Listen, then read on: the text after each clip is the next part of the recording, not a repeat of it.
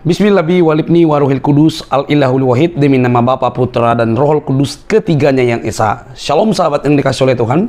Berjumpa kembali dengan saya di channel ini. Terima kasih buat teman-teman yang selalu setia mendukung perkembangan channel ini dengan cara subscribe, like, comment, dan share. Tuhan memberkati kita. Sobat yang dikasih oleh Tuhan, bukan lagu lama lagi bahwa ada banyak orang yang tidak memahami tentang doktrin pengajaran kekristenan, tetapi mereka selalu membahas tentang kekristenan, lalu menuduh bahwa kekristenan itu tidak masuk akal dan modal mengimani saja. Tentu cara bicara yang demikian adalah orang-orang yang kurang memakai logika berpikirnya dalam memahami agama orang. Apalagi kalau mereka tidak beriman, namun merasa paling pintar memahami keyakinan orang, Alkitab orang, lalu menyimpulkan dengan sembrono, mengatakan bahwa kalian harus mengimani saja. Saudara, kali ini kita akan melihat yang biasa atau data yang biasa disalahpahami oleh polemikus muslim atau para mualaf atau ustadz yang baru mualaf begitu ya. Mereka sangat doyan membahas Alkitab, lalu seolah-olah mereka paling tahu tentang kekristenan. Namun di saat yang sama mereka hanya menunjukkan kebotolan-kebotolan mereka. Mari kita dengar video berikut penjelasan yang menurut saya sangat sederhana, lalu kita bahas teman-teman. Ini dia videonya.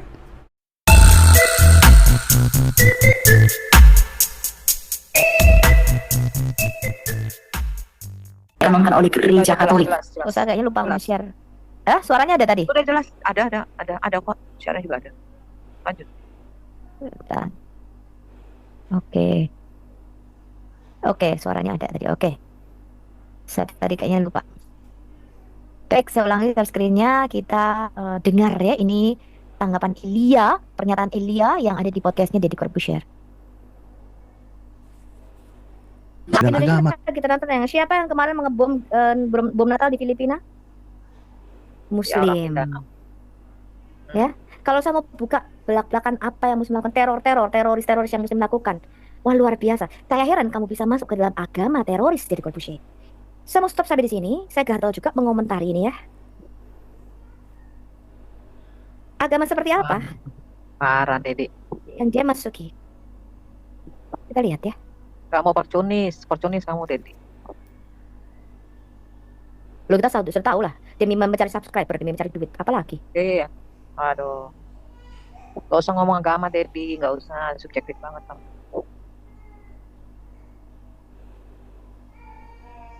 Ini sengaja manasin nih, justru dia manasin orang nih. Katanya gak boleh masuk agama. Kamu manasin. Si Elia kan membahas tentang apa yang dia ketahui. Emang jelas kok Alkitab nyatakan seperti itu. Aku tadi sudah mengupload pembubaran. Mana ya pembubaran? Ini ya. Ini kita lihat ini.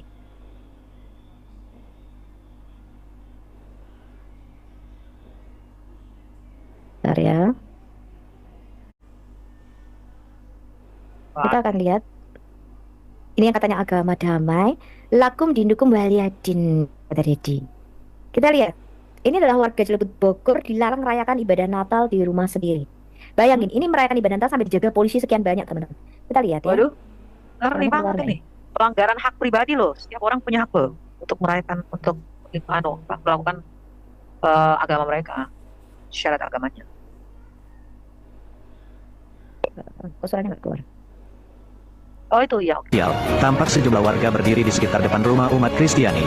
Terlihat juga sejumlah aparat pemerintah, termasuk dari kepolisian. Kayak mau ngapain aja teman-teman, bayangin loh. Ini Indonesia. Ini yang kamu katakan nggak masuk ke kamar orang, jadi Corbuzier, Cina botak, nah? Dan tentara. Mereka mencoba mengawasi suasana ketegangan tersebut. Warga Cilebut yang beragama Kristen ini mempertanyakan alasannya kepada semua pihak yang berada di lokasi. Sambil mempertanyakan, ia merekam satu persatu orang yang berada di sana. Ayo, rame-rame kalian menghina kami, menjolimi kami. Silakan, ibadah cuma berapa menit. Terserah, ngomong Pak. Jangan Pak. Ngomong ayo.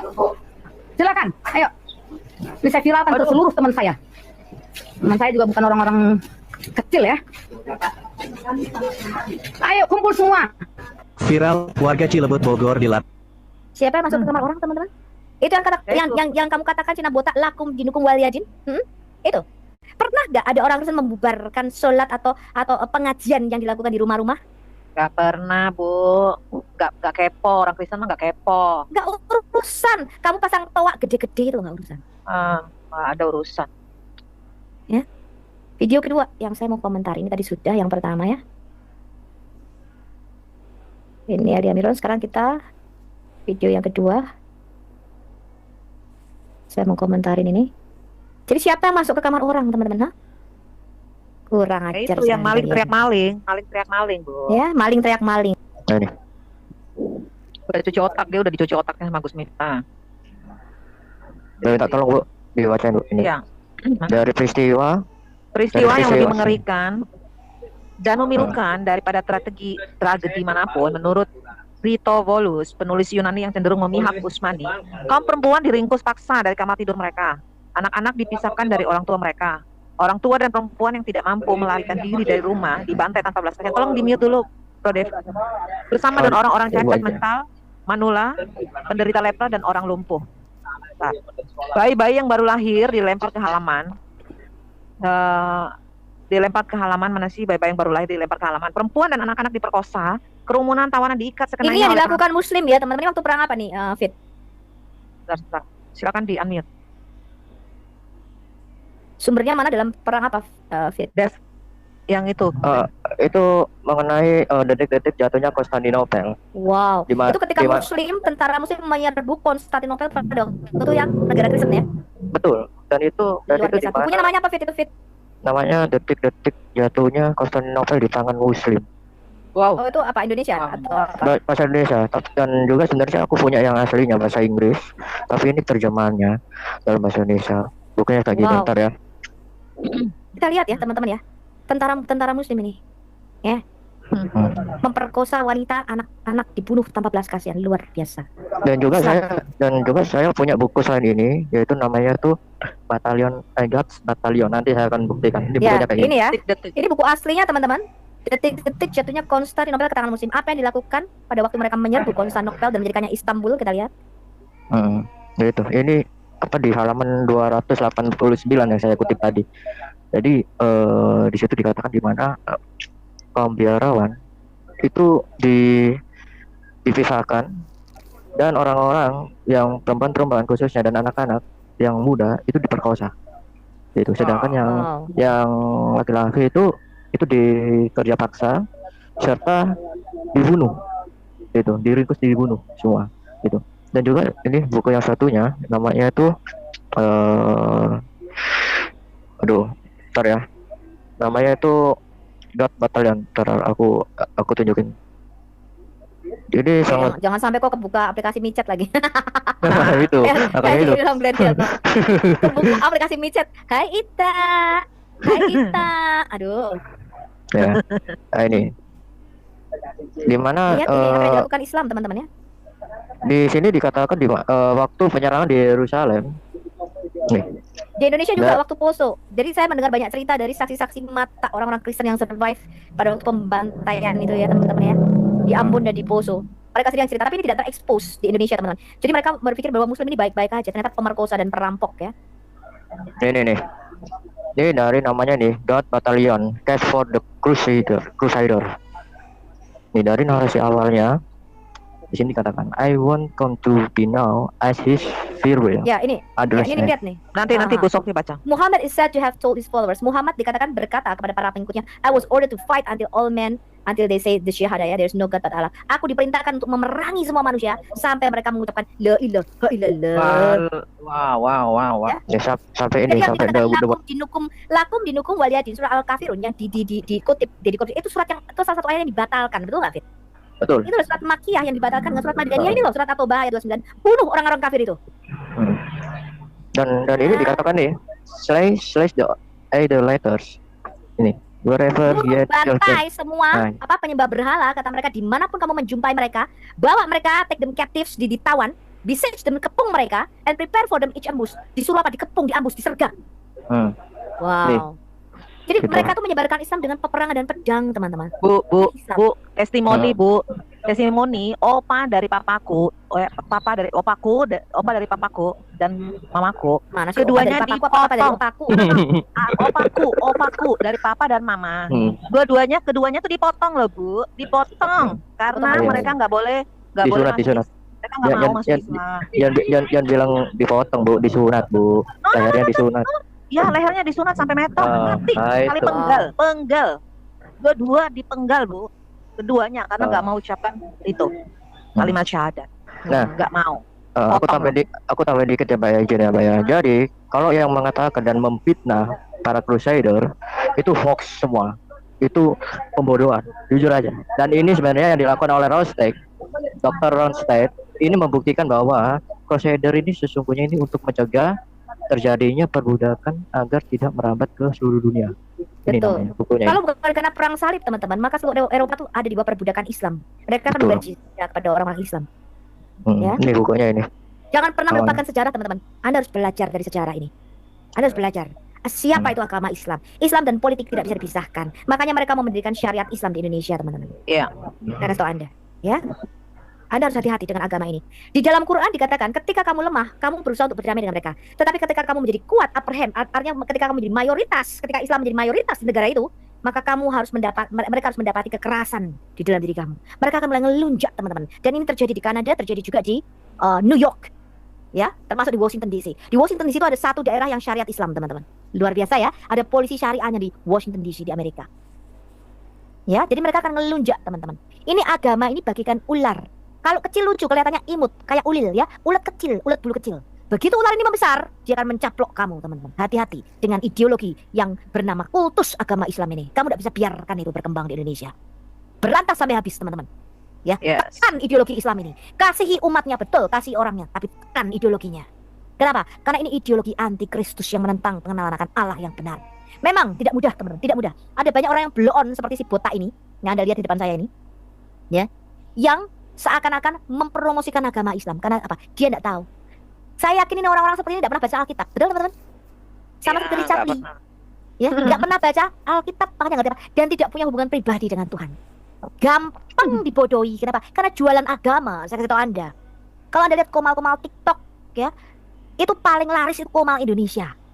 Kalau bicara agama, kenapa? Di Indonesia agama itu komoditas nomor 1. Sama seperti Arab Saudi. Ketika minyak mereka habis, maka mereka mengatakan apa? Kita masih punya batu Hajar Aswad. Kita masih punya batu hitam yang bisa dijual, dijadikan komoditi dan dijadikan komoditas untuk menghasilkan devisa bagi Arab Saudi. Agama teman-teman yang mereka jual. Odong-odong. Ya, ada lagi yang memberikan. Ya, ini aku lanjutin yang tadi, Pak, detik-detik itu ya. Ini sangat mengerikan sekali ya. Di mana gereja, khususnya gereja Santo John Baptis, yaitu di Petra, ini dirusak. Ya. Ini pemberitahuan buat Dedi ya, Dedi. Supaya kamu tahu ya, Ded. Sebetulnya kamu salah banget kenapa pindah surga. Ini dirusak. Berhubung tadi mengatakan itu kamar. Ini justru ini gimana ini? Ini ya tadi ya. Ini lanjutan ini. Gereja dan biara. Jadi incaran khusus gereja dan biara yang berada di dekat tembok dataran gereja militer Santo George dekat gerbang Krisian. Nah ini. Saya baca gereja San John, Santo Baptis di Petra dan biara Koras segera dijarah.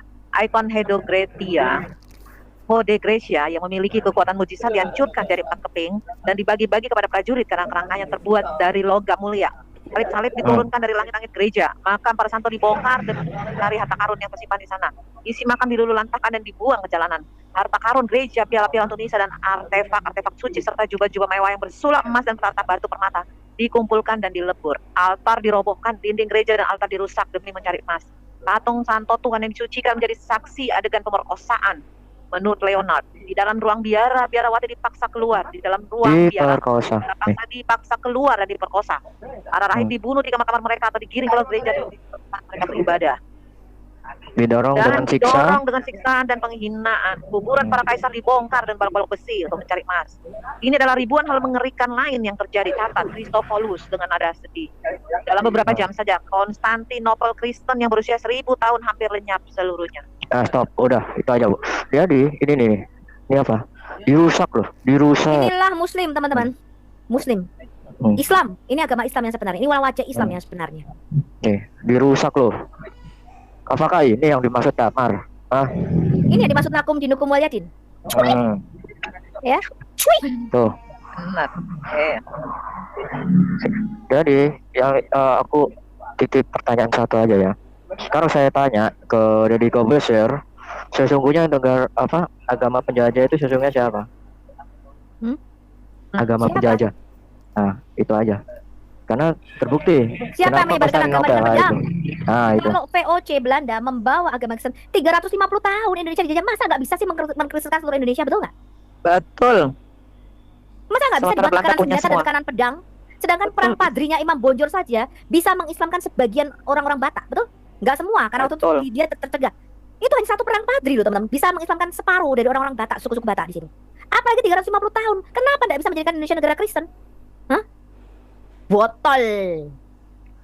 Ya. Saya Karena setuju ini teman-teman. Karena Belanda nggak nyebarin agama memang. Itu hanya fitnah. Saya Itu fitnah. tertarik dari Ibu Sofi tentang VOC tidak menyebarkan nama Kristen. Justru kontradiksi, Bu. Justru pengislaman itu dibantu oleh VOC gitu loh. Kalau kita ini saya ngambil dari apa? Ya, nggak apa-apa, kamu dari- share dulu dah. Silakan, kamu share dulu. Dari NU ya.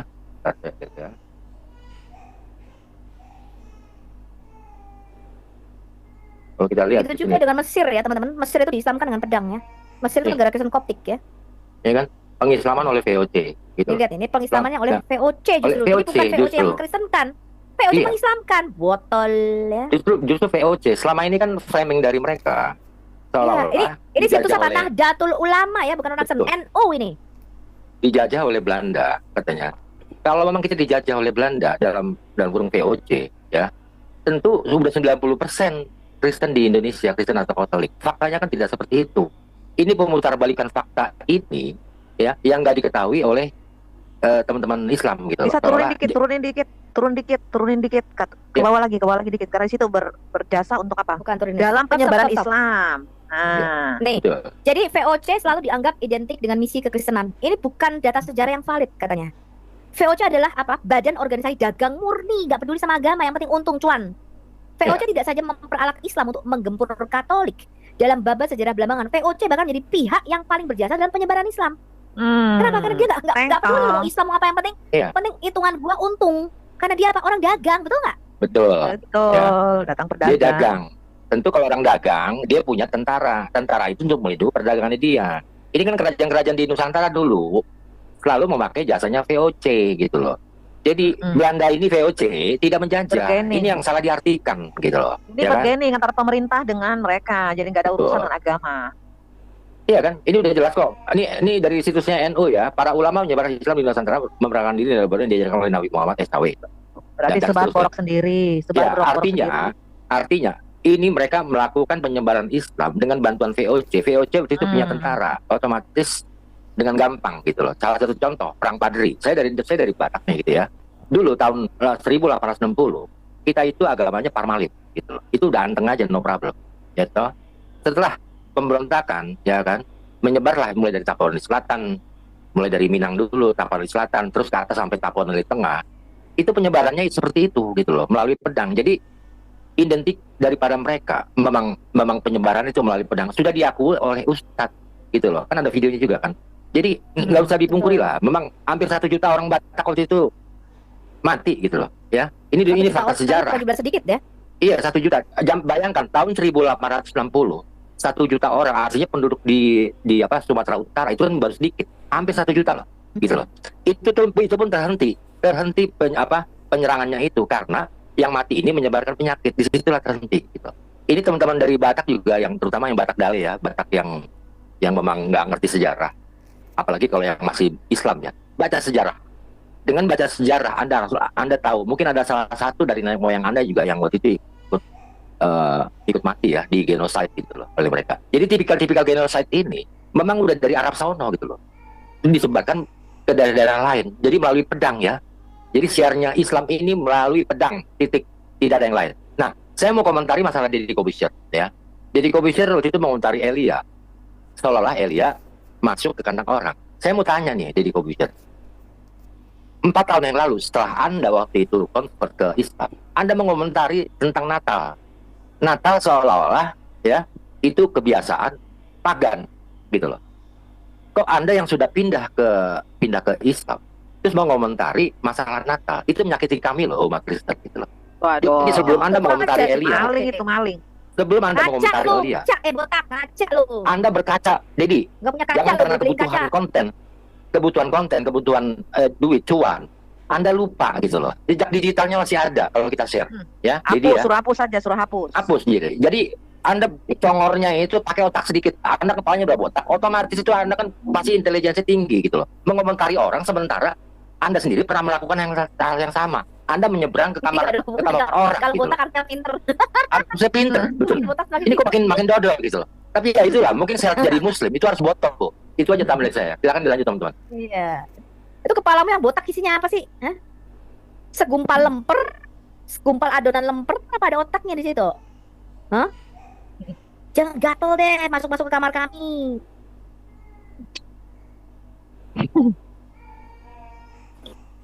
Bu Sofi, Aduh. Ya, jadi kalau bicarakan agamanya jadi botol, Bu. dia bukan botol, galon. Dia Galon. pakai botol ini. Iya, kalau pintar mana bisa kena takia. Parah Iya. nih, Dedi. Kena takia, makanya nyungsep. Nyungsep. Iya, dari terang kepada gelap dia tuh. Kasihan ya. Itu namanya dari langit ke Hades.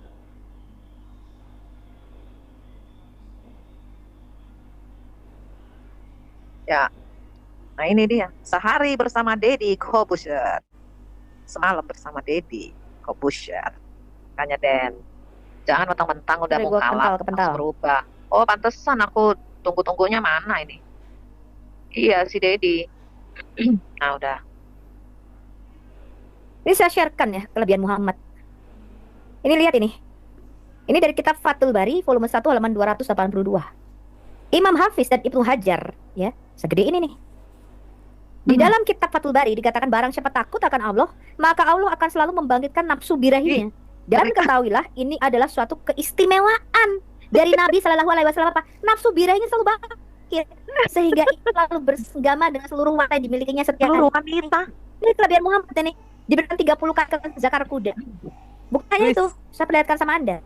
Ini adalah kitab At-Tanwir fi Syari Al-Jami Al-Syakir volume 1 halaman 282. Dikatakan ini Sunan At-Tirmizi ya, berkata dalam nama Dirul Usul, Nabi meningkatkan kemahirannya dalam Meningkatkan kemahiran. bersetubuh.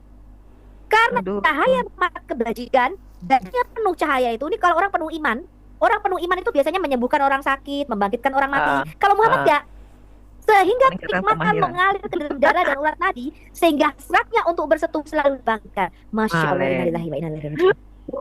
Bukan hanya ini, dia mempunyai 16 hak istimewa. Kita lihat ya, sekalian saya bongkar. 16 hak istimewa. Istimewa. Wah. Jadi dia itu ada di firman-Nya Allah. Jadi kalau Allah berfirman misalnya ya kepada orang muslim, "Hei muslim, kawinilah 4, cukup 4 istri." Kalau Muhammad enggak. Karena dia punya istri, dia boleh lebih dari 4. Ini adalah tafsir Al-Qurtubi, ini adalah buku aslinya halaman 425 bahasa Arabnya. Kalau Anda PDF, Anda download tafsir Al-Qurtubi, buka volume 14 halaman 524. Ini adalah 16 hak istimewa Muhammad, sebenarnya lebih, kita lihat ya. Bagian yang baik dari harta rampasan perang. Ini tidak pernah terjadi. Yesus tidak pernah menyebabkan kesan dengan pedang. Tidak pernah bagi rampasan perang. Pernah dengar? Ya, pakai gini. Terus nanti ya rampasan perang aku kasih budak-budak yang cantik. Paulus, aku bagi rampasan perang. Pernah? Enggak. Masih pernah. Putus-putus, Bu. Putus-putus. Ya. Hari ini ya, Oke. nih 20% seperlimanya itu menjadi milik Muhammad. Ini dimasukkan ke tangannya Bilal lewat Bilal, sekretarisnya, tangan kanannya. Jadi milik Muhammad, dikatakan miliknya Allah. Untuk apa? Ya punya istrinya banyak. Saya tanya Muhammad ini penghidupannya apa sih teman-teman? Pekerjaannya Muhammad apa sih? Memuaskan. Para rasul masih menjala ikan dengan nelayan. Rasul Paulus sambil menginjil masih bekerja menjahit tenda, betul? Masih sambil jualan tenda, betul?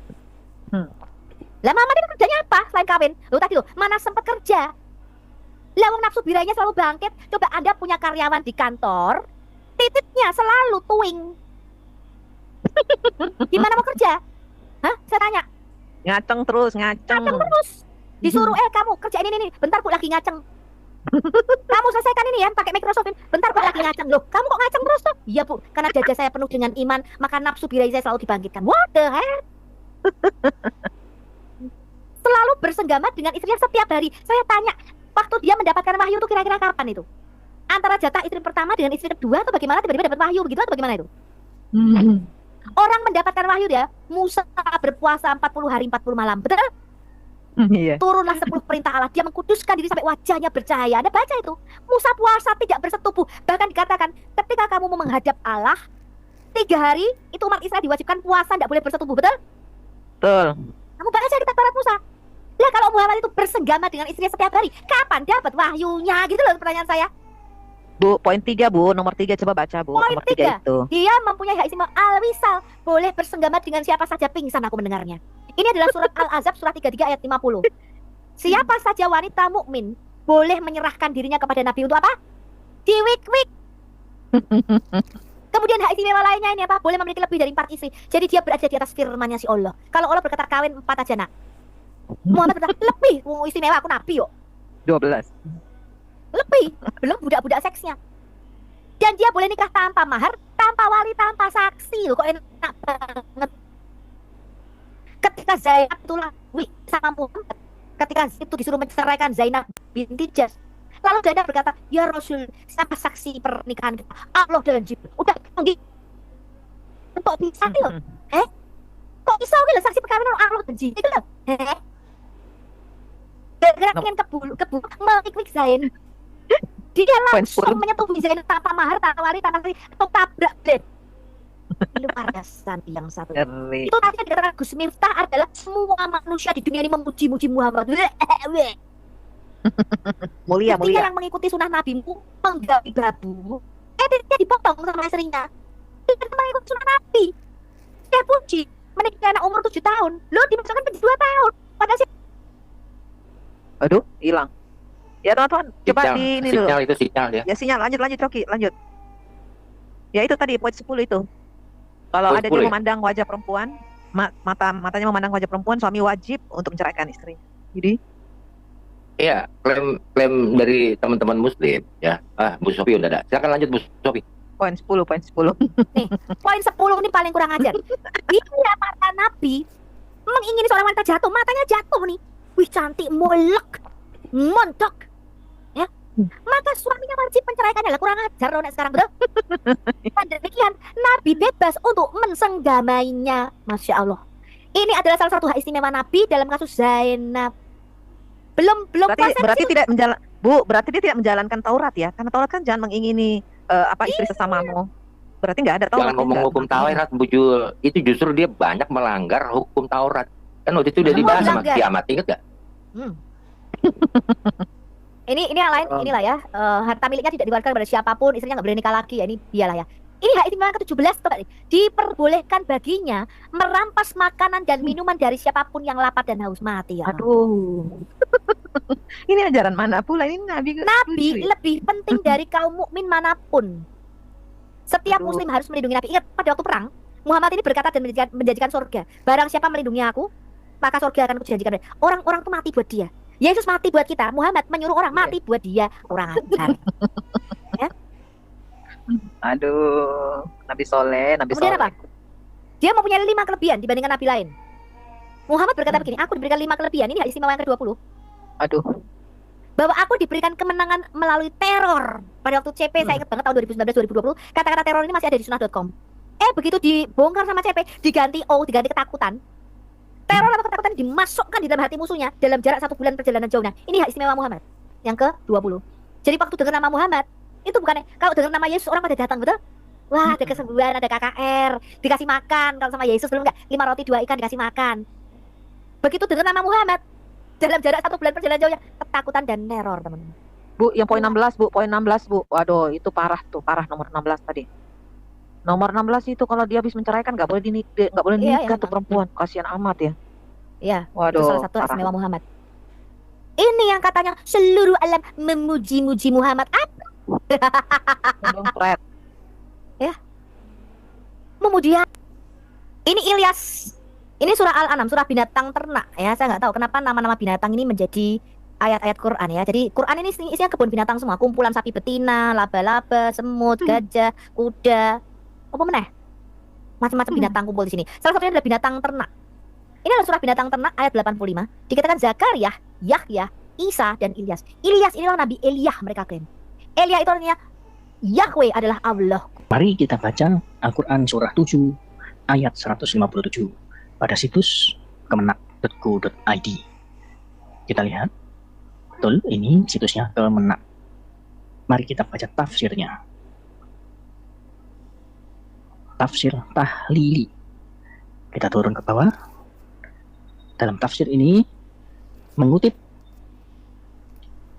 Alkitab Yohanes pasal 14 ayat 16, pasal 15 ayat 26, dan pasal 16 ayat 7. Disebutkan nubuat Nabi Muhammad SAW sebagai berikut. Maka adapun apabila telah datang Periklitos. Mari kita baca Al-Quran. Periklitos. Ayo. Ini tidak pernah ada manuskrip Alkitab kita ya yang menyebutkan Periklitos, teman-teman. Ini luar biasa loh penistaan mereka. Kita lihat ya. Nanti David bisa bukakan ya. Periklitos. Yohanes 15 ayat 6. Tadi Yohanes berapa tadi? 15 ayat 6 ya? 15:6. Menghibur. Mana tadi? 15 ayat 6, Bu. Yohanes 15 15 ayat 6. 6. Ini Periklitos apa Parakletos? Parakletos. Ayo. Kenapa dia menuduh ini artinya yang terpuji menjadi Periklitus? Kurang ajar kalian. Kalian sudah masuk ke kamar orang dan sudah menista Alkitab kami, bahkan mengganti-ganti Alkitab kami. Lebih kurang ajarnya, Kemenak menafsirkan bahwa surah berapa tuh? An-Nisa 157 kalau kita buka ya teman-teman. Mereka menyatakan yang mati diserupakan itu adalah Yudas Iskariot. Kurang ajar. Bagaimana mungkin Yudas Iskariot itu hidup pada zaman Musa, saya kasih tahu Anda. Ya. Parakletos bukan Periklitus. Ini kira-kira bagaimana menurut pendapat teman-teman? Ini kurang ajar. Periklitos apa, Bu? Kalau Periklitos itu apa? Yang terpuji. Parakletos kan penolong. Nah. Disama-samakan dengan si Mamat yang terpuji. Mereka mau mencoba memasukkan nubuatan Mamat. Periklitus. Jadi gini Bu, kenapa Muhammad dibilang atau Ahmad disebut sang Periklitos atau penolong? Ini sebenarnya dia copy paste dari yang terpuji. Dia copy paste dari Injil Barnabas pasal 97. Gitu loh. Jadi ketika para Yahudi Sanhedrin bertanya kepada Nabi Isa, jadi ini benar-benar ngambil copy paste dari sini. Itu yang yang diartikan di ini. Coba aja baca di Injil Barnabas pasal 97. Itu jelas kok. Jadi dia ngambil Injil-Injil palsu gitu loh. Ya. Bukan dibawa langsung oleh si Nabi. Katanya Nabi membawa. Bukan, dia copy paste dari sini terus diadopsi menjadi itu. Makanya ada kata-kata Periklitos. Nanti Bro Dev tolong jelasin aja itu di Injil Barnabas pasal 97. Jadi itu. Kurang ajarnya mereka tuh mengambil apa tadi? Injil Yohanes. Tuh katanya Alkitab ini kita langsung pakai dong Injil baby Isamu. Mana Injil baby Isa? Surah Maryam ayat 30 yang katanya Dede Ica ini menerima Injil waktu masih bayi berusia 40 hari. Mana Injil Dede Ica? Ya, itu harusnya mereka cari. Iya, kamu harusnya cari nubuatan nabimu di Injil Dede Ica. Iya. Kok cari di Injilnya kami? Gendeng sampean. Kalau masuk kamar orang namanya tuh. Kalian sudah masuk ke kamar orang. Kurang ajar kalian ya. Saya kasih tahu Anda. Jangan pernah Anda kalau kalian tuh nggak mau dicubit, jangan mencubit kami. Saya sudah peringatkan sama Anda. Barang siapa menabur angin dia akan menuai badai. Ngerti kamu? Kalian sudah mengubah kata-kata Alkitab kami Parakletos ditafsir sembarangan menjadi Periklitus. Kurang ajar kalian. Kurang ajar. Ya, kurang ajar.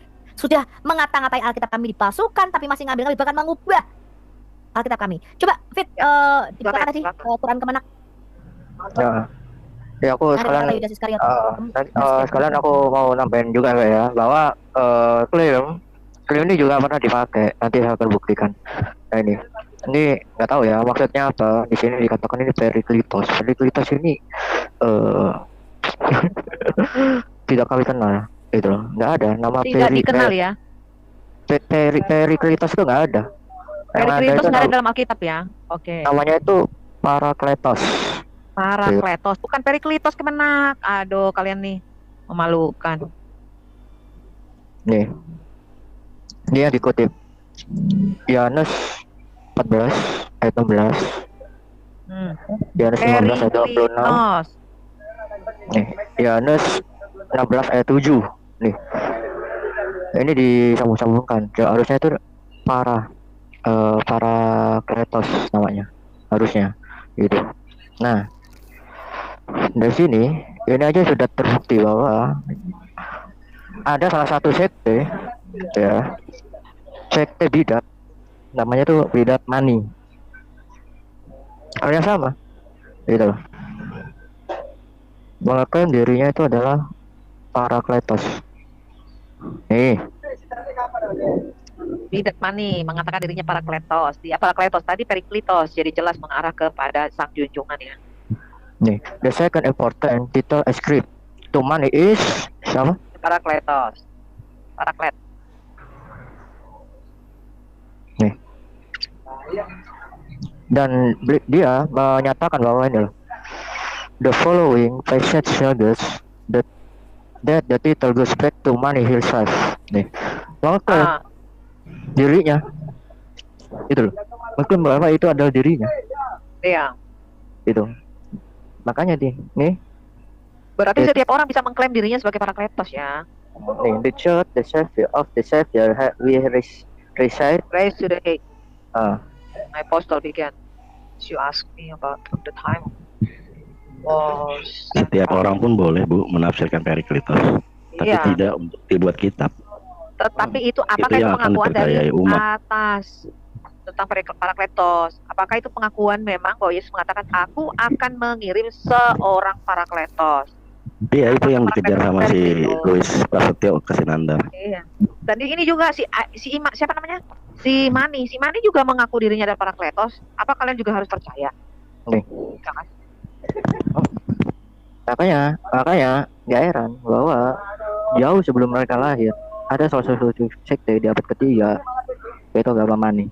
Nih, klaim loh. Iya, pernyataannya. Yang klaim itu tuh dia bilang dia akan pergi dan akan kembali. When I go, I will send to you the Paraclet. The spirit of truth from the time onwards. Dan the Paraclet. Ini loh. Klaim. Nah, jadi ini loh sesuai dengan ayatnya ini loh yang diklaim. Nah, Yohanes berapa? Yohanes 16 7-14 nih. So that the title of nih Paraclet for man. Nah, though did come in peace, O Spirit of Truth, the Paraclet, whom Jesus sent, bla bla bla, ... our Lord Mani. Jadi Yesus itu mengirim Parakletosnya namanya Mani, Tuhanku Mani. Self-designation, relationship. Makanya, jelas. Makanya mungkin ini asumsi ya. Bisa jadi ini mereka itu klaimnya di sini. Iya, mereka sebentar. itu. Sofinya dia kena kick lagi. Oh, ini udah masuk lagi. Ya. Ya, jadi istilahnya gini. Jadi istilahnya begini. Siapapun bisa mengklaim dirinya sebagai Parakletos atau Periklitos. Jadi berarti kalau si Mani mengatakan bahwa dia adalah Periklitos yang sudah diutus oleh Allah, dikirim, berarti dia juga mengklaim dirinya yang ada dalam kitab Yohanes itu kan? Iya. Terus apa bedanya dengan junjungan yang mengatakan Periklitos? Tetapi itu tetap menghujat. Itu karena menyalahgunakan isi Alkitab. Kemarin harus ditulis surat. Ini sama loh yang diklaim ayatnya loh. Iya. Yang di tafsirnya itu. Ini loh. Dikira tuh nggak sama. Nih, sama loh. Iya.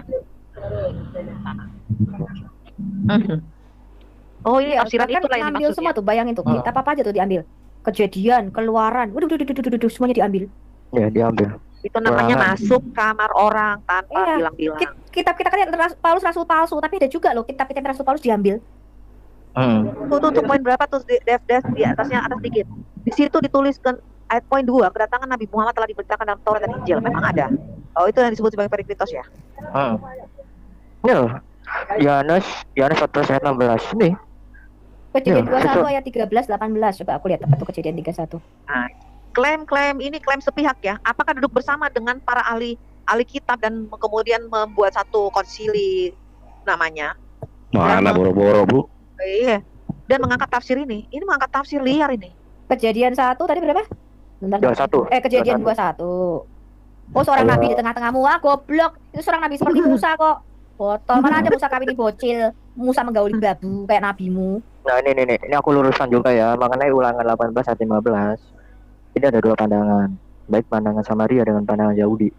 Kalau di pandangan Samaria itu menganggap bahwa nabi yang seperti Musa itu harus seperti layaknya Melkisedek. Itu kalau dari pandangan Samaria atau Samaritan. Sedangkan dari pandangan Judaisme itu Mesias yang seperti Mesias Ben Joseph gitu. Nih, Ulangan 18 ayat 15. Jadi ada dua pandangan. Iya, Kejadian 21 ayat 13-18 itu nubuatan tentang Ismail, teman-teman. Dia mengatakan, oh Ismail jadi bangsa yang besar. Lu gak baca atasnya. Tingkah lakunya seperti keledai liar. Kamu gak baca Kejadian 16. Ismail ini tingkah lakunya seperti keledai liar, di mana tangannya akan menentang tangan saudara-saudaranya dan tangan saudaranya akan menentang dia. Dia kan jadi tukang perang, tukang berantem terus. Betul gak, teman-teman? Iya. Baca dong kalau kamu ngambil nubuatan Ismail. Jadi dikatakan dia anak budak yang dibuang. Dia tidak mendapat bagian bersama-sama dengan Ishak yang adalah ahli waris. Botol temen ya. Nah, itu harusnya mereka konfirmasi dulu kepada pihak Kristen sebagai ahli kitab.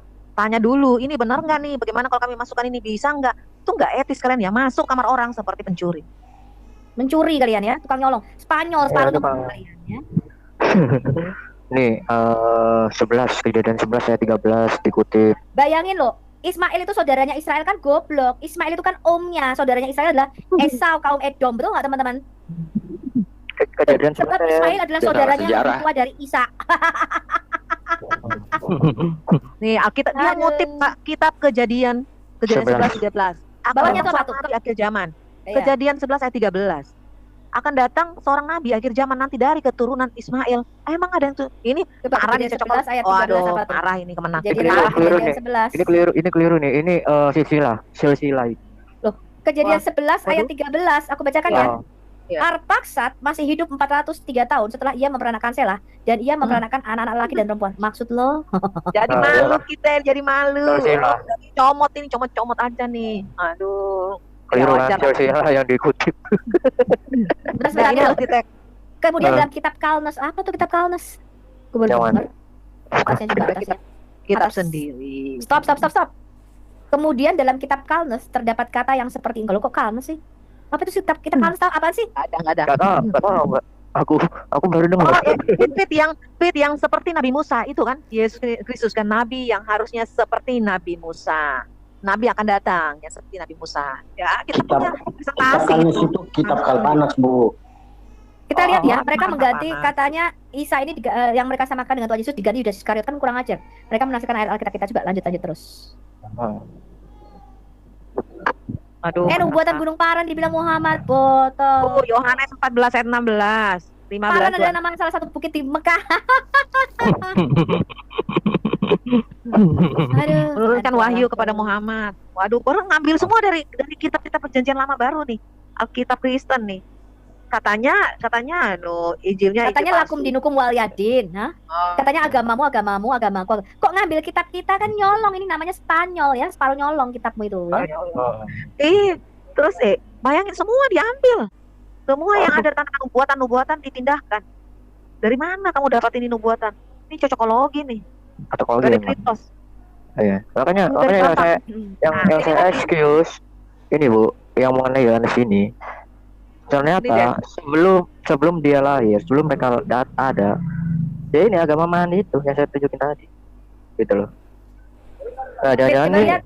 Anissa 157 Fit itu diganti Yudas Iskariot, coba kurang ajar kemenang. Coba buka yang ini, Quran kemenang dari Anissa 157. Katanya Perikletos dari bahasa Yunani. Perikletos emang dari bahasa Yunani? Iya, kita kan Parakletos, mereka menggantinya menjadi Perikletos gitu loh maksudnya. Coba surah Anissa ayat 157.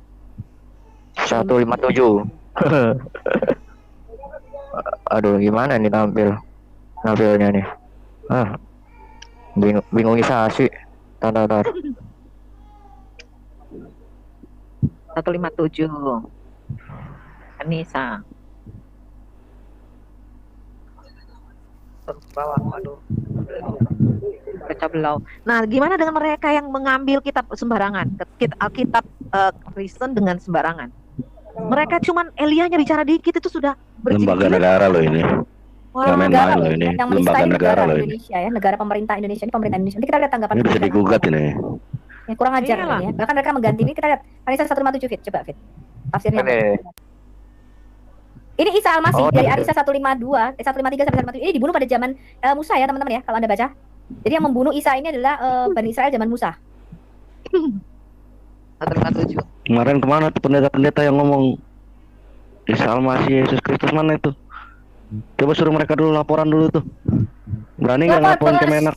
Ada Gereja ternyata sama dengan Tuhan Yesus, katanya kurang ajar. nggak benar tuh, Bu. Nah ini ya yang diserupakan ini, kita lihat ini tafsiran Tahlili. Itu betul, Fit, buka tafsirnya, Fit. Nih lihat tafsir Tahlili apa? Orang yang dibunuh, yang disalib adalah orang yang diserupakan dari samping berapa? Yudas Iskariot, kan kurang ajar, betul nggak? Jadi mereka sudah masuk ke kamar kita. Katanya lakum dinukum waliyadin, agamamu, agamaku, jangan ngurusi, ngapain?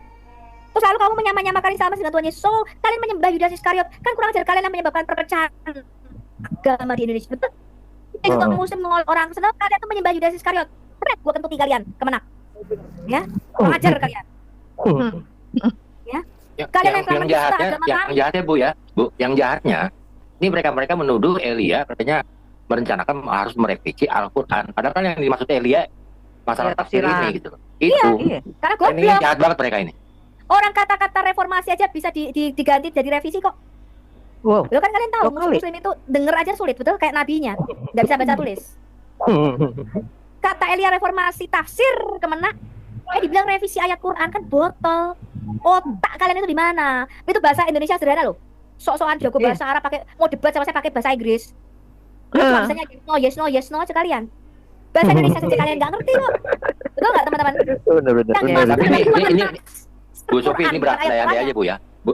Bu Sofi berandai-andai aja. Taruhlah Elia dipanggil gitu ya di persidangan. Oke, putar rekamannya. Apa yang saya omongin. Ini mereka kan malu semuanya. Artinya selama ini memang kesalahan Kemenak gitu. Artinya sebuah lembaga pemerintah mengcopy paste dari agama lain. Iya. Ini kan mempermalukan. Jadi Bahkan saya mengganti tidak loh, sampai bayangin. ke pengadilan ini. Enggak. Kurang ajar ini Kemenak.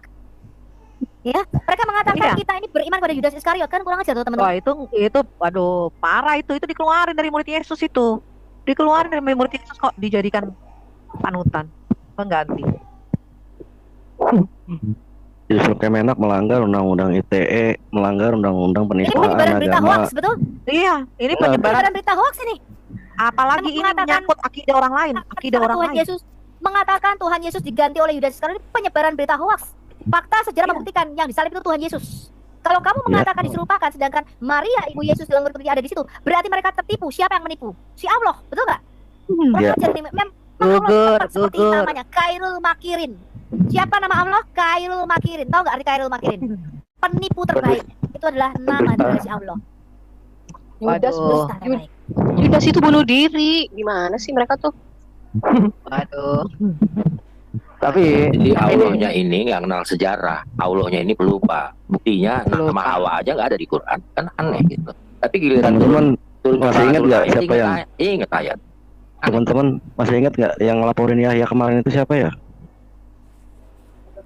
Tahu juga deh, kita sampein ke dia tuh, dia berani tuh. NU kayaknya yang Lawyer ngelaporin itu. Walon. NU yang ngelaporin kayaknya deh. Bukan loh, ada lawyer itu. Karena dia profesi lawyer makanya dia berani. Perlu juga itu. ini catatan kaki ini. Ayat ini Bukan merupakan Kemenak mesti ke MK loh. Karena dia lembaga negara, nggak bisa kita Ayat cuma ini gugat merupakan ITN. bantahan. Gak apa-apa, disomasi aja udah. Somasi dulu. Kalau tidak ya terus-terusan masif. Iya Bu, pernyataan somasinya harus ditembusin ke MK Bu. Ya whatever lah, yang pasti. Ya ini sebetulnya Dirjen ya, Dirjen Bimas Kristen ya, ditujukan kepada Dirjen Bimas Kristen. Tolong juga perhatikan ini. Lembaga negara Ayat loh ini itu loh, bukan main loh, hati-hati. Ayat ini merupakan bantahan terhadap anggapan ahlul kitab bahwa Nabi Isa meninggal di tiang salib. Merupakan bantahan terhadap anggapan. Memang Nabi Isa memang ada di Alkitab, dia mati di tiang salib. AS Amerika Serikat nih. Mana ada? Nggak kenal saya ini. Oh nggak kenal. Iya ya enggak apa-apa, mereka mau bilang apapun, jangan nyamain dengan ini siapa ini? Siapa? Aku nggak kenal ini. Iya, kita nggak apa-apa. Mereka sebut Isa nggak apa-apa, sejak Yesus. Tapi itu kan ayat-ayat di Alkitab itu, Yohanes, Kejadian, sudah salah pula, sudah salah, tambah-tambah, dikurang-kurangin, menambah. Ya, yang pasti ada di situ siapa namanya? Si Ismail. Habis Ismail pula, terus kemudian SWT. Waduh, dari mana lah gitu? Baru Nabi seperti Musa pula ditulisnya gitu. Yesus mengatakan, kalau kamu percaya kepada Musa, maka kamu percaya juga kepadaku. Sebab apa yang ditulis Musa itu semua tentang aku. Terus gimana dong? Kalau gitu, Apa ditulis Musa tentang Yesus loh ya, nabi seperti Musa itu namanya Yesus. Dia itu sang Mesias, makanya ada nabinya, dia disebut sebagai nabi, tapi bukan nabi yang lain. Bahkan Musa mengatakan akan ada nabi yang lebih besar dari aku. Siapa yang lebih besar daripada Musa? Kitabnya aja diikutin oleh dunia kok. Siapa yang lebih besar dari Musa? Kalau bukan dia sang Mesias itu sendiri. Memang ada. Kalian aja ikutin Musa. Walaupun mereka nggak ada dilanggar. apa-apanya, Bu. Iya makanya. Di kita mereka itu Musa nggak ada apa-apanya. Semua nabi-nabi itu nggak ada apa-apanya. Nggak ada, emang nggak ada. Benar. Hanya baginda Rasulullah katanya. Iya. Dia kan syahadat sampai 2. Cuma 2 kan. Maksudnya syahadat semua nabi kan. Kalau nabi setara. Ternyata Ya, nabi whatever lah, itu sesembahan orang. Kayak kalau dia bilang itu sesembahan orang, jangan dihina, jangan nanti menghina sembahan mereka. Iya nggak apa-apa, kita nggak Si usah. Gus itu juga, Gus siapa tadi itu? Gus Miftah. Gus Miftah. Coba Pak, Iya, memang Gus dia Miftah bertugas itu banyak untuk gimana itu melakukan Kemenak orang. gitu? Itu Menteri Agama kan anak buah Anda tuh, Ketua Banser. Yakut Kolil. Oh gitu ya. Jadi menteri itu anak buahnya si Miftah. Wow, keren dong. Gimana? Coba ditegur dong. Pakai gelar Gus kan berarti udah dengkot di NU Nadatul. Menteri Agama itu Ketua Banser itu. Masa begitu Kemenak jadi oknum? Gimana sih? Negara loh. Ada lagi Main-main loh ini. Ya, ada lagi. Tadi Yohanes kan, ini Lukas sama Matius. Banyak Om Dev. Aku bacain ya. Wah kacau. Artis yang dimualafkan oleh dia. Salah satunya memang si Dedi. Satu Dedi. Dan ini Nania.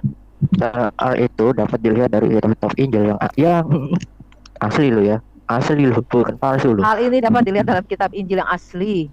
Bukan palsu kan? Nah iya. Siapa yang bilang palsu? Iya berarti yang aslinya. Tapi kenapa ngutip Lukas? Bayangin ya, Matius dikutip, Lukas dikutip, Yohanes. Lo komplit kabeh dijipuk, kurang ajar. Markus ya.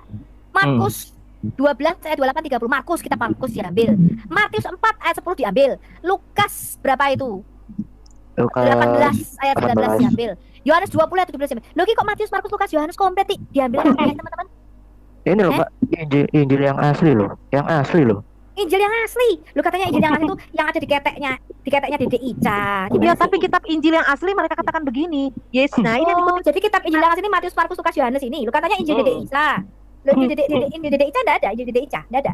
Ya ada. Dede Ica enggak ada. Hal ini terdapat dalam kitab Injil yang asli. Lah kok Matius, Markus, Lukas, Yohanes yang dikutip?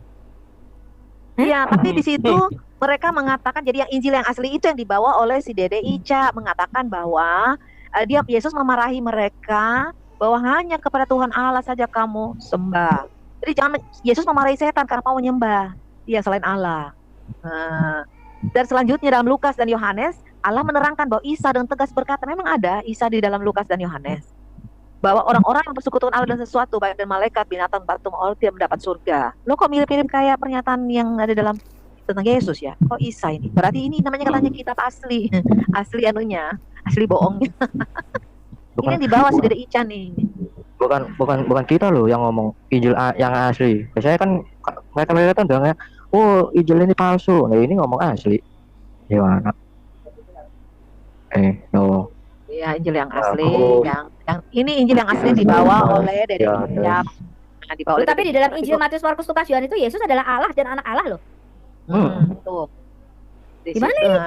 Iya makanya ini Injil asli yang dibawa oleh Dede Ica. Injil asli yang dibawa Dede Ica loh. Iya gitu. Itu Injil asli. Matius, Markus, Lukasnya yang dibawa oleh Dede Ica. Tapi yang 4 kitab Injil yang dipunya orang Kristen itu sudah nggak asli kecuali yang dibawa Dede Ica. Lah Injilnya Dede Ica nggak ada, Injil Dede Ica. Nah itu yang sedang dikerjakan di kemana sih itu ya itu yang harus mereka cari. Injil Dede Baik, Ica kita lihat ada. Gitu. Iya makanya. Jadi Injil yang asli itu Matius, Markus, Lukas, Yohanes ya, bukan Injil Dede Ica ya. Heran juga tuh aku.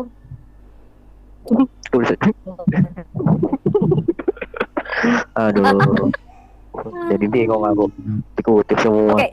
Ini aku tunjukin video aku ya yang apa namanya yang itu deh.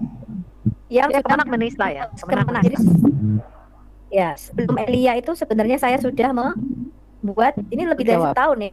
Saya duluan yang membuat waktu debat sama si Nazabu ya. Ya, waktu Bukan. dibahas sama Wifi Naja itu saya sudah membuka. Iya, waktu di Bukan WFM. yang waktu Ini sudah di WFM. WFM kemarin itu yang kita mau tadinya akhirnya Bu Sofi. Ini debat sama Wifi Naja. Oh ya, aku ada juga di sini nih. Waktu itu ada juga kita di sini. Ya, kita lihat ya. Sekalian mumpung ada tamu kehormatan dari NU, Anda bisa lihat share screen saya. Ini saya loh yang Bisa, pertama jelas kali sekali. memprotes Kemenak. Kok nggak Baik, viral ya? nama saya Sofia Azhara Al Hayat Indonesia dan ini merupakan surat terbuka saya ya kepada Kementerian Agama Republik Indonesia dan NU Pusat. Ya, dan saya mewakili teman-teman Kristen yang mungkin ya, gereja-gereja dan pendeta-pendeta besar dan juga PGI tidak dapat bersuara kali ini. Ya. Saya akan mengungkapkan satu pendapat saya mumpung ada wakil NU di sini.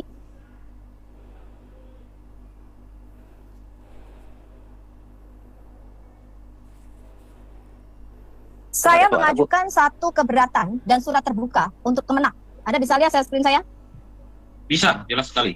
Ini adalah Quran Kemenak. Ya, Anda lihat quran.kemenak.go.id. Kita lihat betapa Kemenak ini mengambil penafsiran. Ini yang saya bacakan adalah surah 7 ayat 157. Melakukan penafsiran agama orang lain, termasuk mengambil ayat-ayat daripada Alkitab kami. Ini Anda bisa lihat ini. Menafsirkan surah 7 ayat 157 mengambil dari kitab Taurat kami. Anda bisa lihat Kejadian 21 ulangan ya, kita diambil. Diambil dari Injil Isa. Tentang apa? Baby Isa. Jangan ngambil dari Injil kami. Ini yang teman-teman. Ya. Aduh. Ngambil sirah dari kitab Robot-robot. Ini ngambil dari kitab Kejadian, ya. Terus yang lebih parah, ini saya perlihatkan sama Anda, ini ulangan ambil, ini panas deal, ya. Bukan hanya mengambil dan menafsirkan, tapi juga merubah ayat-ayat Alkitab kami. Bisa perlihatkan ya, sama Anda.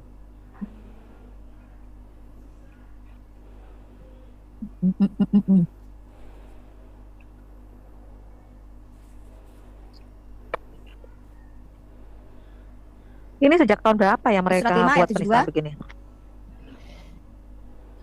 Markus diambil juga. Ini kan karangan manusia nih Injilnya. Jangan dong.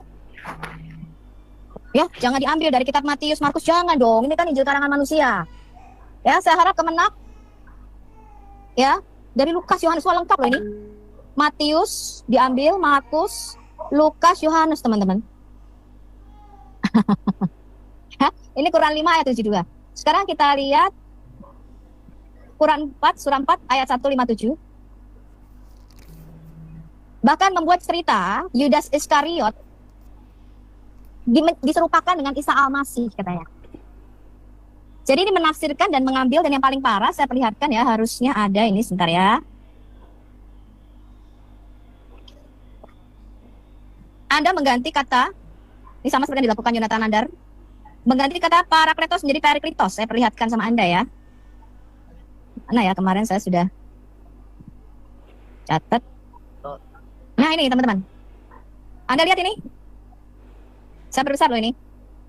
Ya, saya rasa Zoom sudah penuh ya, yang lain nggak bisa masuk lagi. Anda lihat ini. Jadi ini sudah pemfitnahan dan memalsukan ayat Alkitab kami. Di dalam manuskrip Alkitab tidak ada kata Periklitos, apalagi diartikan dengan Ahmad. Nggak boleh ya lakukan ini. Saya sudah mengatakan barang siapa menabur angin dia akan menuai badai. Ya, selama Anda melakukan itu, kita juga akan melakukan hal yang sama. Saya perlihatkan satu lagi, teman-teman ya. Ini yang jadi bahan perbincangan sekarang.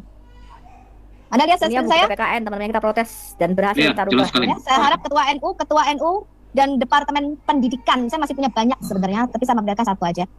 Ini adalah PPKN yang sekarang jadi trending topik. Ya, ini adalah halaman 88-89. Ya, saya perlihatkan kalau Anda nggak percaya.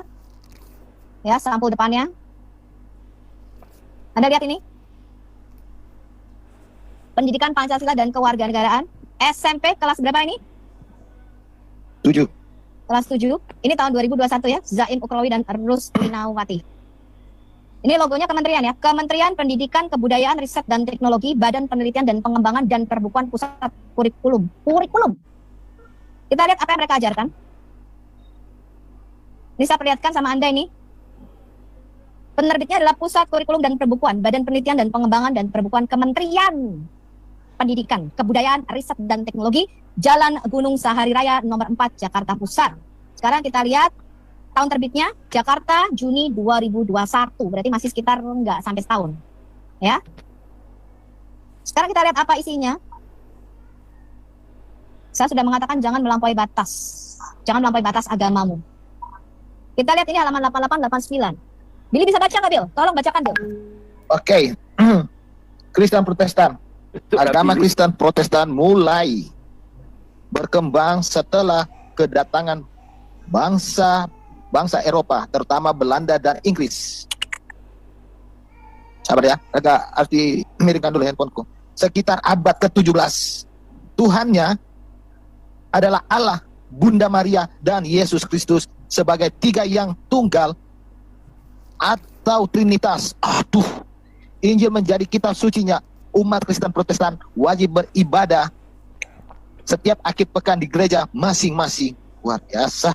Katolik, agama Katolik mulai berkembang bersama dengan kedatangan bangsa Spanyol dan Portugis di abad ke-16. Tuhannya sama dengan Kristen Protestan, yakni Trinitas Allah, Bunda Maria, dan Yesus Kristus. Kitab Mohon maaf. Ini kapan mulainya ini kalau ini? Ini acaranya apa sih sebenarnya? Peribadatan tersendiri berbeda dengan Protestan. Umumnya Katolik wajib beribadah setiap akhir pekan di gereja Katolik. Yes, hidup toleransi. Jadi jelas ya, Anda sudah menafsirkan dan melampaui batas agamamu, dan ini secara masif dilakukan oleh Kementerian Agama, ya, bahkan menafsirkan dan mengambil Alkitab kami. Jadi saya melakukan apa yang dikatakan dalam 2 Korintus 11 ayat 4. Nanti kita lihat kemana bola ini akan bergulir. Saya rasa Anda sudah salah menafsirkan Trinitas, ya. Dan itu adalah pesan saya untuk Kementerian Agama Republik Indonesia, untuk NU Pusat. Yang katanya sebagian besar orang Kementerian Agama adalah NU Pusat. Kalau PGI diam, kalau gereja diam, kalau pendeta diam, bukan berarti tidak ada gerakan yang dilakukan oleh orang Kristen. Ya, itulah sebabnya saya mengatakan barang siapa menabur angin dia akan menuai badai. Bahkan kalian berani memalsukan ayat Alkitab kami Parakletos menjadi Perikletos, dan mengambil penafsiran itu dan memasukkannya di dalam ayat-ayat Quran kalian. Bu Sofi, Hal kapan ini tidak dilakukan lagi, dan saya harap video ini sampai kepada Menteri Agama dan Presiden Republik Indonesia Joko Widodo. Ya, lihat teman-teman, lihat. Kita akan lihat kemana bola ini bergulir. Dan ini tidak boleh dihentikan, harus semakin besar. Saya akan membacakan Anda. Terakhir adalah Yesaya 52. Sebelum saya membacakan Yesaya 52, ada yang mau berkomentar mengenai hal ini? Ya, silakan teman-teman. Tapi kenapa dia diam, Bapak teman-teman? Nadiem Makarim. Baru satu yang saya lihat Pak Jeki Ngandas, tapi sudah terlambat 2 tahun ya. Sudah berapa tahun itu? 3 tahun terlambat. Yang pertama kali menggulirkan bola ini itu Pak Pak Kafir. Kemudian saya membawanya di dalam forum yang ketika itu saya berdebat dengan Ustadz NU, betul? Yang pertama kali bicara. Kenapa kira-kira? Mengapa gereja dan pendeta dan PGI diam, teman-teman? Dari aman, Bu. Iya, cari cuan, cari aman. Ya. Pak Nadiem Makarim, Menteri Pendidikan Republik Indonesia, tolong dong. Gimana tuh hasilnya tuh? Itu tahun 2021 ya, Bu ya? Ya, waktu itu udah ya di 2023 nih. Siapa yang nonton, orang-orang Kementerian Pendidikan bagaimana tuh? Sudah ada tanggapan, coba kita belum? lihat. Bu Yulia bisa dibuka tanggapan Kementerian Agama atas pernyataan Sofia Alhay dan Elian Iron. Beda, Bu, itu Kementerian Pendidikan tuh, Bu, yang kelas 7 tuh. Salah. Enggak, ini baru-baru ini sudah ada tanggapan. Ini ya. Nih, Kementerian Agama merespon kegaduhan media sosial tentang upaya reformasi ya. Tafsir ayat Al-Quran, di mana dalam tafsir Kemenak RI surat Al-Araf turut mengutip kitab agama samawi lainnya yang kemudian diprotes oleh TikToker Elia Miron. Ya, dihebohkan dengan pernyataan Elia Miron yang membahas tafsir ayat Injil dalam Al-Quran. Elia Miron meminta agar Kemenak RI melakukan reformasi terhadap ayat Injil, bukan ya, tersebut dalam tafsir Al-Quran, dalam tafsiran ya.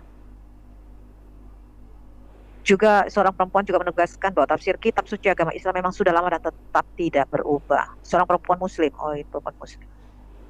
Ya. Meskipun kontroversi, apa yang kontroversi itu kan hal biasa, dia sorakan. Kalian aja yang kebakaran jenggot. Elia Miron meminta Kemenak RI mereformasi berkaitan dengan tafsir ya, bukan isi Al-Qur'annya. Tafsiran dari Al-Qur'an pada surat Al-Araf ayat 157 Ia menegaskan bahwa yang ia kritik adalah tafsir Kemenak soal ayat tersebut, bukan ayat di dalam Al-Quran. Jadi, you know that, ini ya, kamu harus Dan tahu ini ya. Donitan juga setuju ya, supaya tafsir itu nggak usah bawa-bawa kitabnya orang lain. Nah, Namanya Spanyol ya, separuh nyolong. Nah, Donitan kamu bicara dong sama si Dedi, kan kalian habis cium-ciuman. Bilang dong. Ini kita Saya memahami. Saya memahami berkaitan dengan, ya udah yang itu malam kan, Bu. Dia juga setuju kok dengan pernyataan Elia. Surat terbuka saya, Kementerian Agama mengenai ayat Injil di mana beliau menyimpulkan bahwa saya meminta untuk mereformasi kitab suci mereka. Nah, jadi ini salah ya. Elia Merut mengatakan hal ini merupakan kesalahan dari daya tangkap. Kasihan banget ya. Kesalahan daya tangkap ya.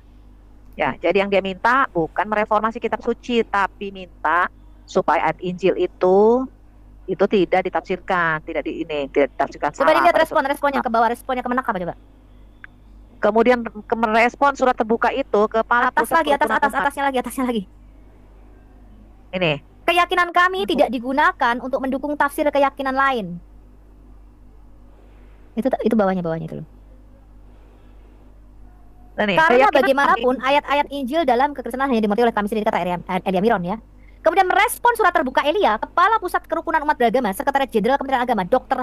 Haji Wawan Junaidi MA saat diwawancara di Magelang, Jumat 24 November 2023 menjelaskan bahwa terkait penafsiran Al-Quran sebenarnya sejak dulu merupakan tradisi para ahli kitab agama. Jadi memang sukanya nyolong, sudah tradisi teman-teman. Ya, ini sudah turun-temurun memang namanya aja nabinya juga nyolong. Wong nabinya itu nyolong kisah-kisah di dalam Alkitab. Jadi memang ini sudah turun-temurun diwariskan. Jadi darah pencuri atau darah tukang nyolong ini memang sudah diwariskan. Sudah tradisi itu. Habit. Ya. Tafsir Al-Quran oleh Kemenak memang sebagian ada yang mengutip dari Perjanjian Baru. Itu sudah tradisi sejak lama. Oh, tradisi. Jadi sebuah nilai gitu jadinya ya. Ya. Kasihan. Dalam Islam namanya metode Israeliat yang berarti berita-berita dibawa oleh orang Yahudi dan Nasrani yang masuk Islam. Jadi mereka tuh nyolong kitab-kitabnya Yahudi dan Nasrani, teman-teman. Kemudian mengubah tafsirannya menurut seenak udelnya sendiri. Nah, itu dibawa oleh orang-orang Yahudi dan Nasrani yang masuk Islam. Jadi ini membenarkan ya. Membenarkan. Ya, coba halaman 2-nya coba diklik.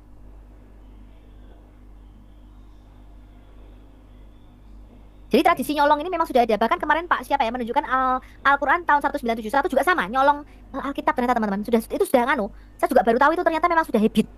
Ya, jadi nyolong itu menjadi satu yang diwariskan turun-temurun dari generasi ke generasi ternyata. Ya. Ahli-ahli kitab tentu saja dari kitab Samawi, jadi teknik kutip. Mau nggak apa-apa ngutip katanya, tapi merubah Parakletos menjadi Periklitos, mengubah ayat-ayat nggak apa-apa katanya teman-teman. Luar biasa ya. Coba kalau kita gitu, penistaan. Kalau kita gitu penistaan. Dari dulu sampai dari masalah katanya. Itu sangat biasa buat mereka. Sangat biasa buat kamu, tapi merugikan akidah orang lain.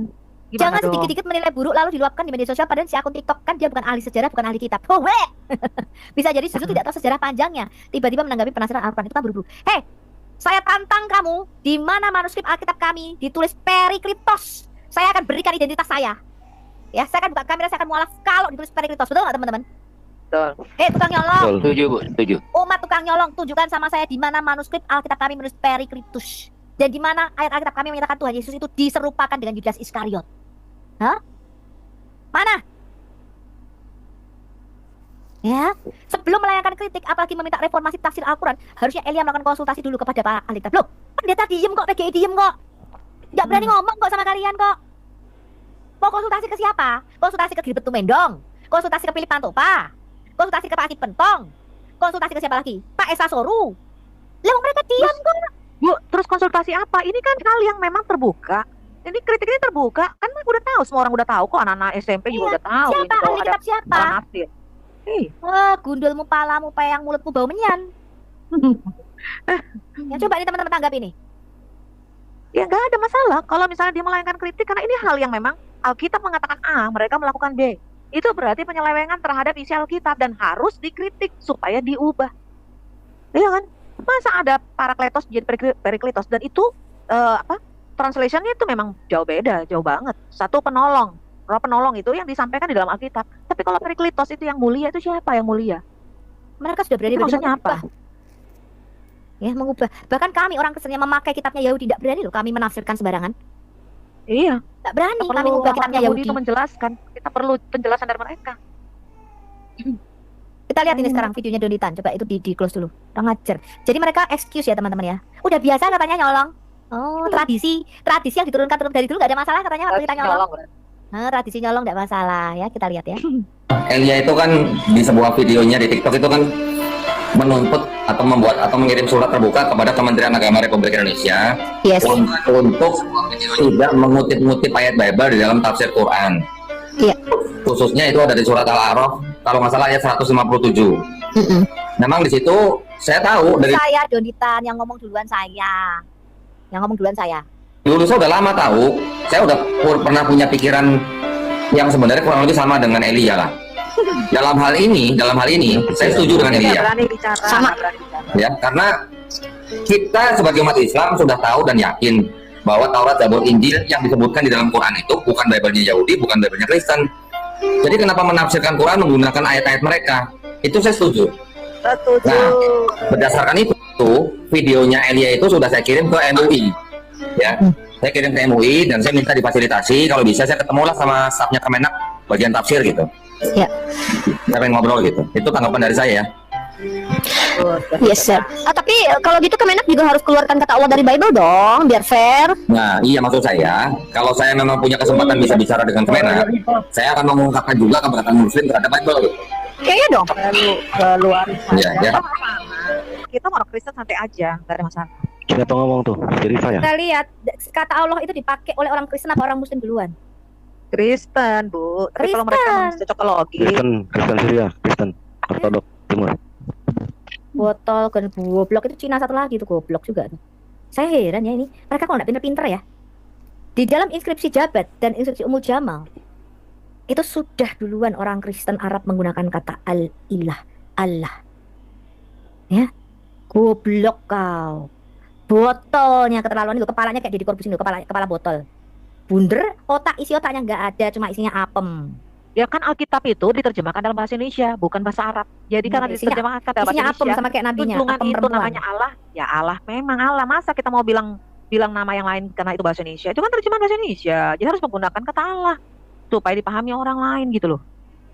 Masa mau pakai nama ini? Ya kan? Nggak apa-apa pakai Allah. Tapi kalau mau dikeluarin silakan. Tidak ada masalah. Kalau kita mah cincai. Asal jangan kalian juga sok-sok ngambil ayat-ayat Alkitab. Nah, kembalikan nabi-nabi kami, nggak usah pakai nabi-nabinya kami, saya minta. Saya kembalikan kepada kalian kata Allah, kalian kembalikan, nggak usah pakai cerita nama Nabi Musa, nggak usah Adam itu di dalam di kitab kami duluan, nggak usah bikin nabi sendiri, hanya nabi Bekokok, kemudian nabi Hudud, Nabi Soleh ambil lah ya, kita nggak ada Nabi Soleh. Terus Bu, terus yang lucu lagi Bu, si Kipler lanjut itu kan dia ngomong gini, dan juga keluarin juga kata ayat dari dalam Alkitab. Loh, kamu sendiri nggak gunakan kata ayat, kok kalian katakan nomor bukan ayat, ya kan? Matius berapa nomor? Keluarkan nabi-nabi kami, saya tuntut. Ya nggak usah pakai Adam. Bikin sendiri nama manusia pertama jangan Adam. Misalnya Dedi. Ya, ganti Adam dengan nama Deddy Corbuzier. Ya, maka diciptakanlah oleh Allah Deddy Corbuzier dan pasangannya dari kedua tangan Allah. Jangan pakai nama Adam. Atau ganti manusia pertama Nur Alim, Bu. Nur Alim, betul. Musa diganti sama Nabi Nur Alim. Nggak usah pakai Musa. Musa itu nabi dalam Alkitab kami. Kembalikan, jangan nyolong. Jangan nyolong, kembalikan nama Nabi Musa. Nabi Nur Alim saja kalian pakai dalam Quranmu, ya. Terus jangan sebut juga yang namanya Injil, Sabur, nggak usah. Si Injil Sabur dengan Taurat jangan. Itu bukan ayat kalian. Banyak. Shalom. Ya, shalom. Siapa nih? Silakan. Ya. Julius Leonardo, silakan. Ada yang mau disampaikan? Silakan. Baik teman-teman yang dikasih oleh Tuhan, kira-kira ketika teman-teman mendengar dari awal hingga akhir video yang barusan kita tayangkan, saya meminta kepada teman-teman supaya dapat memberikan respon yang positif. Tak perlu menghina, tak perlu mencaci maki, menjelekkan karena tidak ada faedahnya melakukan itu. Saya memohon kepada teman-teman supaya memberikan komentar yang berkaitan dengan iman percaya kita kepada firman Tuhan, kepada Tuhan Yesus, dan yang berkaitan dengan kekristenan. Sahabat yang dikasih oleh Tuhan, kita tahu persis bahwa apa yang diimani oleh kekristenan itu sudah banyak yang menyalahpahami. Nyata-nyata sering sekali bahwa orang yang menyalahpahami itu adalah teman-teman kita atau sahabat-sahabat kita umat muslim yang merasa mereka paling tahu soal kekristenan atau Alkitab. Lalu mereka dengan pede tampil di media untuk mengatakan bahwa kekristenan itu hanya imani saja. Imannya tidak masuk akal, imannya tidak masuk rasio. Padahal dengan sederhana, kalau kita mau memahami, maka keyakinan dalam kekristenan itu berada melampaui rasio. Itu titik pertama yang harus kita katakan kepada orang-orang yang mengatakan bahwa iman kekristenan itu tidak masuk akal. Ternyata bukan tidak masuk akal, hanya tidak masuk di akal mereka. Teman-teman, terkait dengan hal yang sampaikan barusan, kita sudah mendengar yang sederhana memang begitu ya. Soal Tritunggal itu bukan 1-2 kali disalahpahami, itu sudah sangat sering sekali.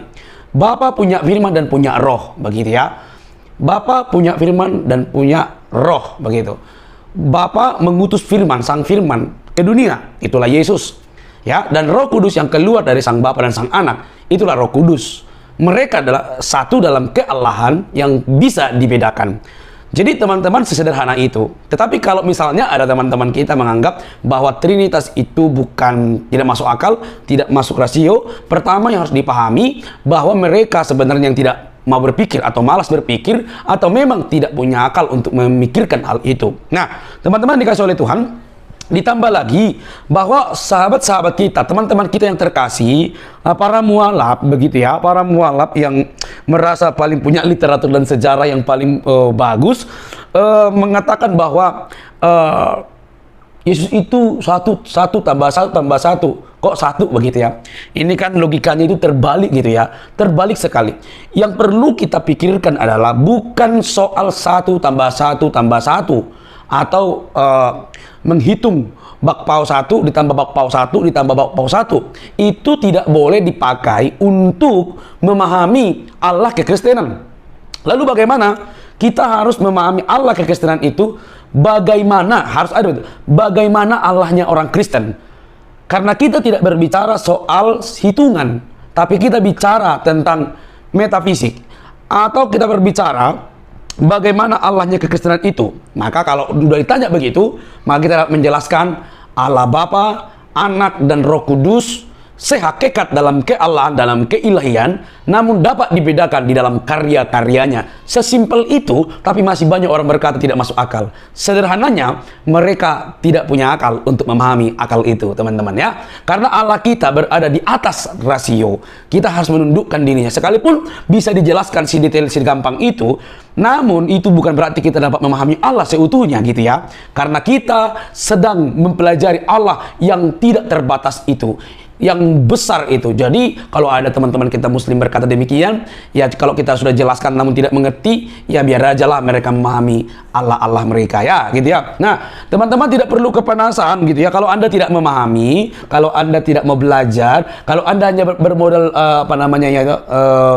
cerewet, lebih baik nggak usah urusin Alkitab orang Kristen, lebih baik urusin Quranmu, urusin nabimu, urusin hadismu, urusin umatmu, atau urusinlah seluruh para mualaf dan ustadz-ustadz yang lebih doyan membahas Alkitab dibandingkan Al-Quran dan hadis mereka. Sungguh nggak masuk akal itu kan. Nah, mereka tidak beriman, tuduh palsu, namun mereka selalu membahas tentang Alkitab. Ini sungguh-sungguh heran kita. Oke teman-teman, semoga cerdas. Semoga cerdas. Saya hanya menyampaikan damai Kristus itu menyentuh hatimu untuk memberikan kamu keselamatan.